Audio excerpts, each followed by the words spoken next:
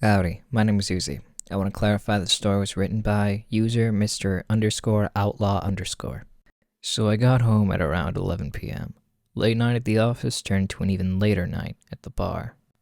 About 4 drinks deep at this point, and I'm tired, just about ready to fall asleep. As I stumble through the doorway, I lay down on the couch and reach for my bag of joints. And spark one up as I pull YouTube on my laptop. I'm in the middle of watching some luxury cruise tour, close to passing out, when I hear the front door open. I sit up and turn my head slightly, just enough to see my roommate coming in. He hangs his jacket in the closet and doesn't say anything, and walks slowly to his room, which is normal enough.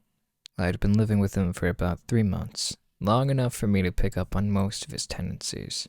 The guy really doesn't talk unless spoken to, which was far from a problem for me. He also generally kept things clean on his end, never causing much in the way of problems. I really couldn't complain. So I go back to watching YouTube, and about 5 minutes later I hear the shower in his room turning on. Once again, nothing strange. At this point I'm watching bare knuckle boxing highlights, with my eyes half open, maybe 1 or 2 minutes away from passing out. I remember waking up in darkness, my head hurting, my throat dry as hell. I sat up slowly, waiting for the grogginess to settle into something more manageable. Once it did, I grabbed my phone, checked the time, around 3:30 a.m. from what I remember. I was starving, and so I got up, began walking towards the fridge, and then I noticed it. A soft but ever-present noise in the background. It took me a few seconds to really recognize what it was. The shower. Suddenly, the events of last night began replaying in my head. Drinking at the bar, Ubering home, laptop, couch. My roommate coming home. The shower turning on. I stood there for a while, trying to make sense of it. Maybe he went to bed and forgot to turn it off. I shook my head. There's no way that happened, I thought.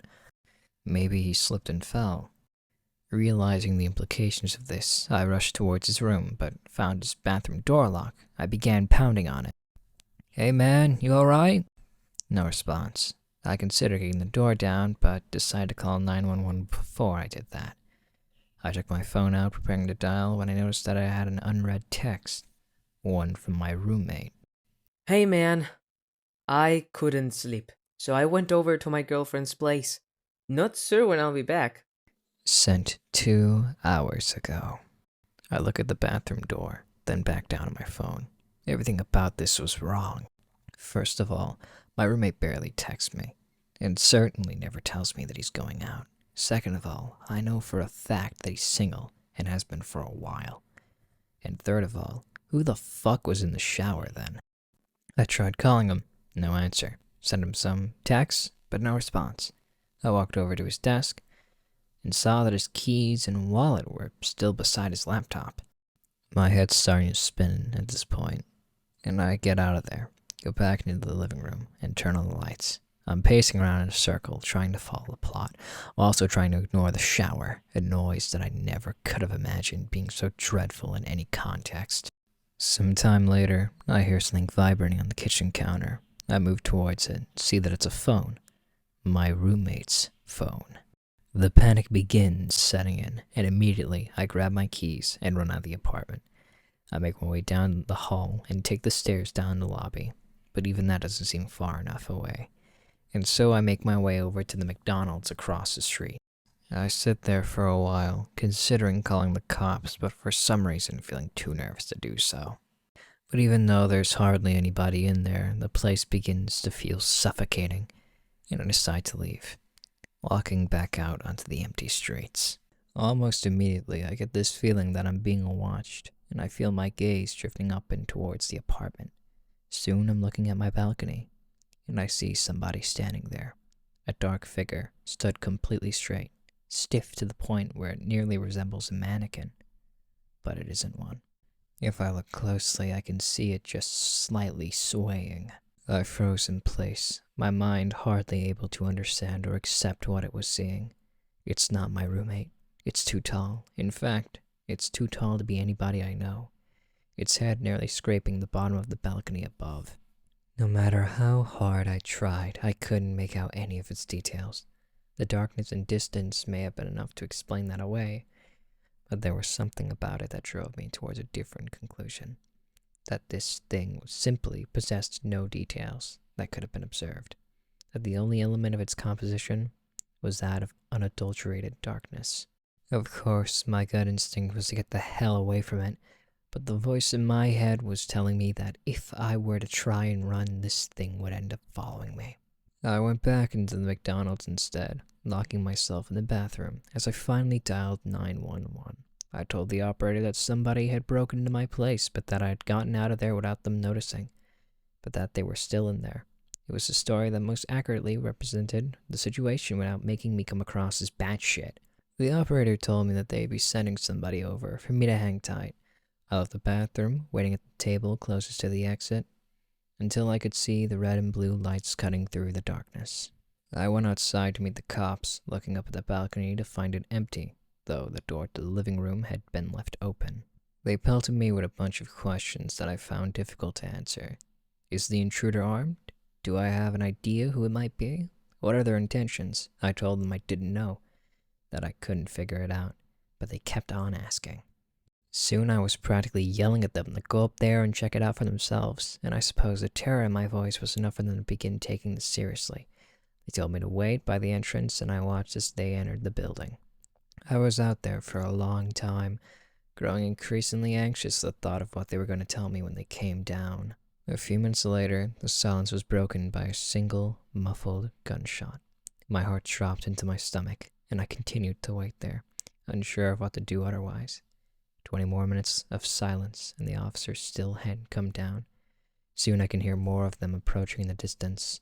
Before I knew it, 4 more cop cars had pulled up around me, and the scene had fallen into chaos. Officers shouting over each other and into their radios, more questions being hurled my way, none of which I was able to answer. The next few sequences were mostly a blur, but I remember the building being evacuated. The tenants frightened and confused as they were ushered outside, with the officers becoming more and more frantic. I remember hearing more scattered gunshots, some screaming, other noises that were difficult to make sense of. There were a few lapses in my memory after that, but I recall being pushed into the back of a police car. After being driven to the station, I was led into one of the interrogation rooms, where I found 2 nondescript men in suits waiting for me. They didn't even introduce themselves and immediately went to a series of questions, each one more bizarre than the last. What company was your roommate employed by? What was the nature of his job? How many different people have been inside your apartment since your roommate moved in? Have you ever heard voices inside the apartment from the hours of midnight to 3 a.m.? Voices that did not belong to your roommate? Have you ever seen a circle of people standing outside of your apartment from the hours of midnight to 3 a.m.? People that were exceptionally tall? Have you ever seen someone standing at the foot of your bed upon waking up between the hours of midnight to 3 a.m., only for them to disappear moments later? If so, do you remember what they looked like? Any distinct features? As they continued probing me, my mind began conjuring up some of the strange shit that had happened after my roommate moved in. Shit that I had written off as figments of my imagination, simply because I had no other explanation for them. I did hear the voices, always coming from the room next to mine, where my roommate slept. I was always so tired when I heard them, but I do remember it, either sounding like a young woman or a man with an extremely deep voice. I could never make out any words. It always sounded like gibberish.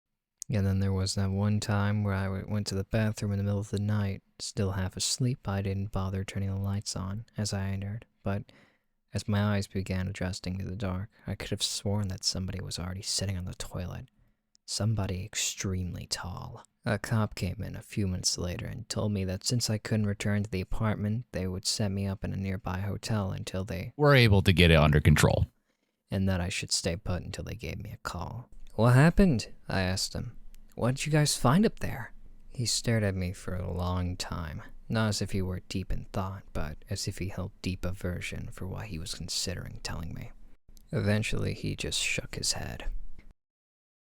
I don't know. I mean, I really don't know. I nodded, tried to smile, though I'm sure it didn't come across very well. It's the next day now, and I'm in the hotel. Of course I couldn't sleep, couldn't really eat. The officer hasn't called me yet. When I try searching up information about the evacuation on the internet, All I can find are articles claiming that it was due to a fire. A fucking fire. Update. I fell asleep and I just woke up. It's 1 a.m. now. And I can hear the shower. Hey, thanks for listening. If you enjoy this story reading, then make sure to follow our Spotify and YouTube for more readings like this. As always, thank you for listening and have a good night.